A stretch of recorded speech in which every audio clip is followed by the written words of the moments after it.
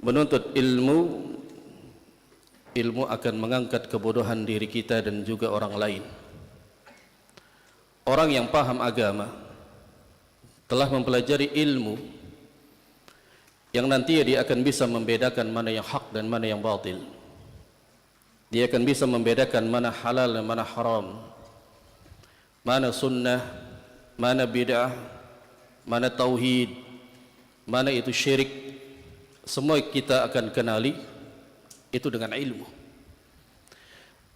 Oleh karenanya, seorang muslim tidak boleh futur, tidak boleh meninggalkan daripada menuntut ilmu, karena ilmu itulah yang membawa kita ke dalam surga.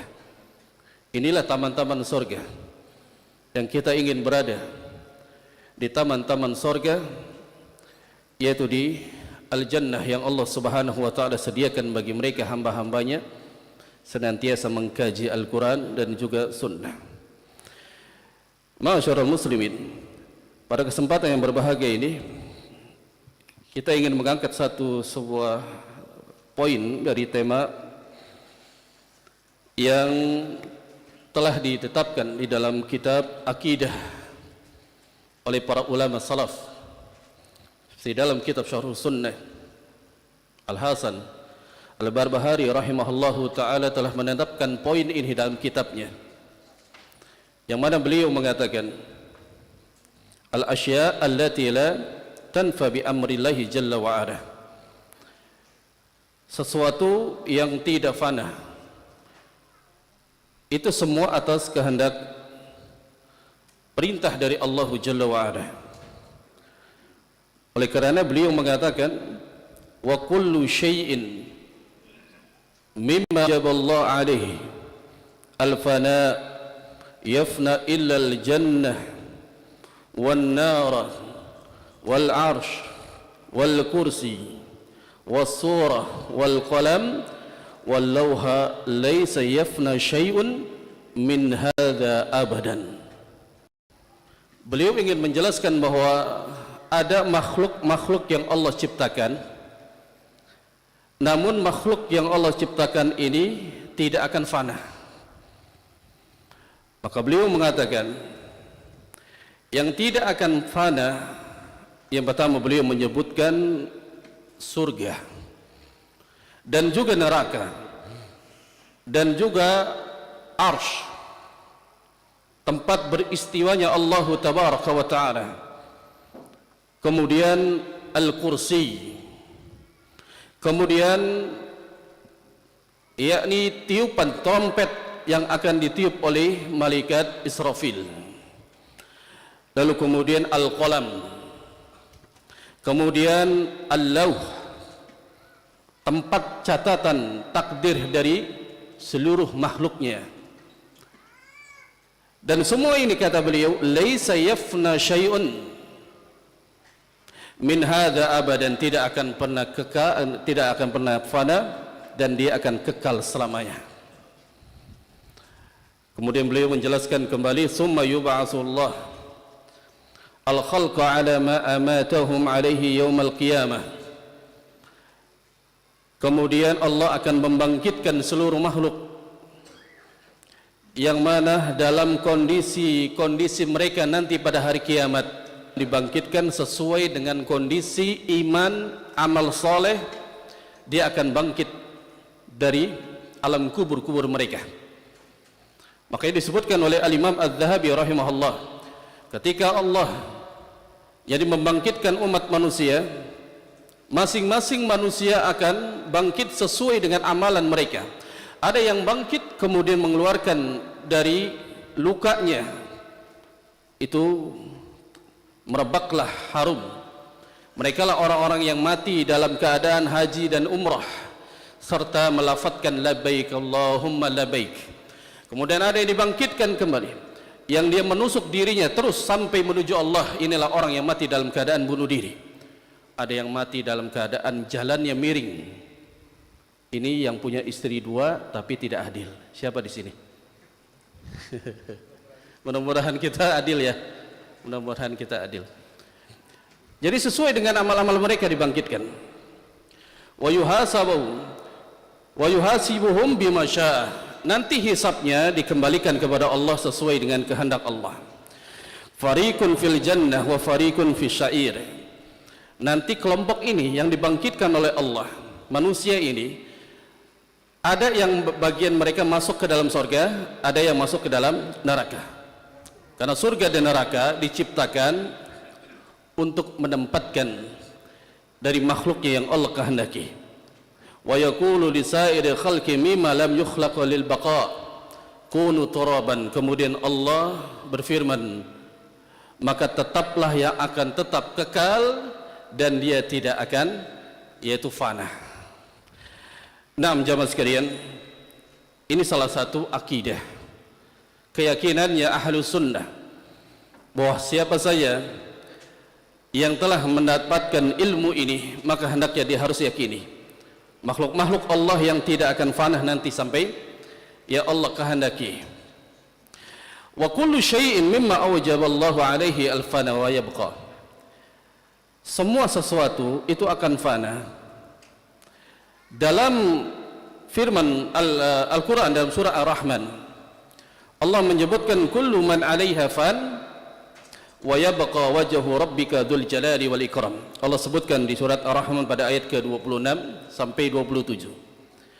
Setiap apa saja yang ada di muka bumi ini, mereka pasti akan fana. Mereka pasti akan meninggalkan dunia ini. Wa yabqa wajhu rabbika dzul jalali wal ikram, kecuali wajah Allah dengan kemuliaannya akan tetap kekal. Semua manusia, semua makhluk, mereka akan mati. Semua, tidak ada yang hidup selamanya di dunia ini. Karena Allah juga telah tegaskan dalam firman yang lain, kullu nafsin dha'iqatul maut, setiap jiwa pasti akan merasakan kematian. Pasti akan merasakan kematian. Disebutkan dalam surat Az-Zumar pada ayat ke-68, Allah berfirman, wa nufiqa fis sur fasa'iqa man fis samawati wa man fil ard illa man syaa Allah. Ketika Allah perintahkan kepada malaikatnya untuk meniup sangkakala, trompet yang apabila ditiupkan akan hancur dari langit dan bumi, kecuali yang tidak akan binasa, yang tidak akan binasa, kata Allah, illa man syaa Allah, kecuali yang Allah kehendaki.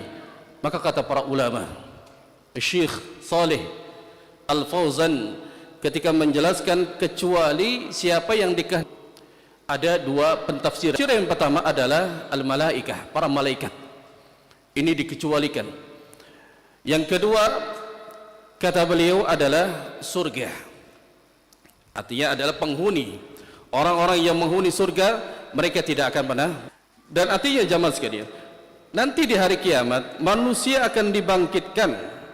Setelah mereka mati, kemudian mereka akan dibangkitkan, mereka menuju Allah Subhanahu wa ta'ala. Dan yang menjadi pengingat untuk kita semua, bahwa semua manusia pasti akan, pasti kita akan, kematian tidak datang kepada orang yang sudah tua. Kematian datang bukan kepada orang yang sedang sakit, yang muda, yang sehat. Kalau Allah sudah perintahkan dia mati, maka mati. Setelah makan, mati. Setelah menikah, ada yang mati. Jadi apa kata para ulama? Fayadhakkarul muslim al-mauta wa yasta'iddu lahu bi'a'malis salihah. Seorang muslim hendaknya mengingat kematian dan mempersiapkan kematian dengan amal saleh. Ini nasihat untuk kita semua jemaah, bahwa mengingatkan bahwa kita pasti akan mati, dan yang kita persiapkan adalah amal saleh yang bergelimangan dosa dan maksiat. Taubat kepada Allah, taubat kepada Allah Jalla wa'ala, dan kita berdoa kepada Allah agar kita mati dalam keadaan husnul khatimah, yaitu mati dalam keadaan baik. Ketika Rasulullah sampaikan kepada para sahabat tadhakkaru hada miladzat, wahai para sahabat, ingatlah oleh kalian, yaitu pemutus kelezatan di dunia. Kata Rasulullah SAW ketika ditanya, apa yang memutuskan dari kelezatan dunia itu ya Rasul? Kata Rasulullah SAW adalah al-maut. Setiap apa yang kita dapatkan dan kelezatan bagi kita, tapi kalau kita sudah mati maka dia akan hilang seluruh kelezatan. Bagi hamba-hamba yang dia banyak mempersiapkan dirinya dengan amal soleh, dia berusaha terus bagaimana caranya untuk mengumpulkan pahala, maka sungguh dia telah mempersiapkan kelezatan itu sampai nanti di hari kiamat di dalam surga. Karena kelezatan di dunia dibandingkan dengan kelezatan nanti di akhirat, yaitu di surga, jauh, sangat jauh. Yang mungkin manusia di dunia dia merasakan nikmatnya memakan buah-buahan yang dia senangi dan lagi mahal, nanti di surga kenikmatan bagi mereka penduduk surga menginginkan satu, dan tidak perlu dia memanjatnya di pohon. Ketika dia datangi pohon tersebut, pohon itu akan merunduk dan kita mudah untuk mengambilnya. Enggak ada jual beli di sana. Ini kenikmatan. Jadi kenikmatan dunia pasti akan apa? Akan habis. Kita banyak bekerja mengumpulkan harta, kemudian kita mati, kelezatan dunia hilang.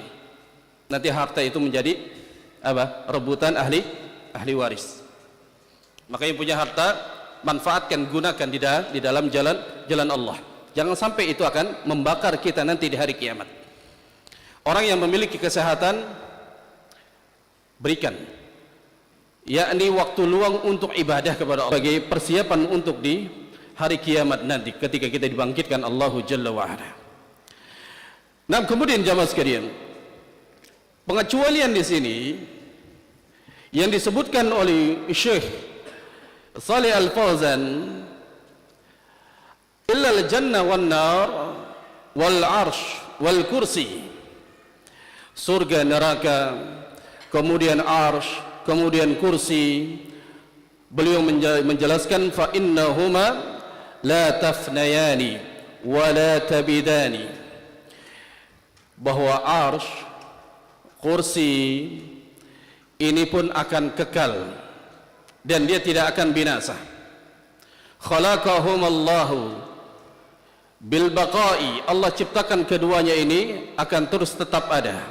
Wa ammas samawat wal ard fa innahu yani tubaddalu, adapun langit dan bumi Allah akan mengganti keadaan, bukan sebagaimana bumi yang kita hidup di dalamnya. Ketika Allah perintahkan kepada malaikat peniup dari sangkakala, maka langit akan terbelah, bumi akan hancur. Itu Allah sebutkan di dalam surat Ibrahim pada ayat ke-48. Allah berfirman, yauma tubaddalul ardh ghairal ardi was samawat wa barizu lillahil wahidil qahhar. Allah Subhanahu wa taala berfirman, di mana hari yang mana akan diganti bumi dan juga langit. Bumi itu akan diganti, langit juga akan diganti. Artinya kehidupan di akhirat tetaplah ada langit dan juga ada bumi, tapi bukan sebagaimana langit dan bumi yang kita hidup di dalamnya pada saat ini. Ingat itu. Itu berbeda. Akan diganti sesuai dengan kekuasaan dan kebesaran Allah Subhanahu wa taala. Ammal arsh, adapun arsh Allah, fa innahu la yataghayyar. Syekh Shalih Al-Fauzan mengatakan arsh Allah itu dia tidak akan diganti dan tidak akan dirubah. Semenjak Allah ciptakan sampai kapanpun yang Allah kehendaki, arsh itu tidak berubah. Wal jannatu wan nar la tafniyani wala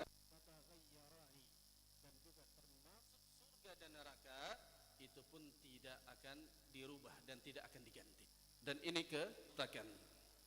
Wal kursiyu, sedangkan kursi Allah, wa huwa dunal arsh, kursi dengan arsh itu berbeda. Dalam hadis qudsi riwayat Bukhari dan Muslim, ketika dengan arsh itu 50.000 tahun perjalanan, itu jaraknya. Wal arsh akhbaru minhu, dan arsh itu lebih besar daripada kursi. Wal kursiyu wasi'as samawati wal ard, kursi Allah luasnya seluas langit dan bumi. Wal arsyu awsa'u minal kursiyyi, sedangkan arsy itu lebih luas daripada yaitu kursi. Bisa dipahami? Bisa dibayangkan? Kursi Allah itu luasnya langit dan bumi. Arsy itu lebih besar dan lebih luas daripada kursi. Berarti pada saat Allah beristiwa di atas arsy, ya, Allah beristiwa di atas arsy itu terpisah dengan kursinya. Sedangkan kursi Allah ketika itu digambarkan sebuah cincin dilemparkan di padang pasir. Itulah gambarannya. Gambaran itu kursi, arsy Allah adalah ya padang pasirnya. Begitu besarnya tempat istiwa Allah Subhanahu wa taala. Ini tidak akan fana.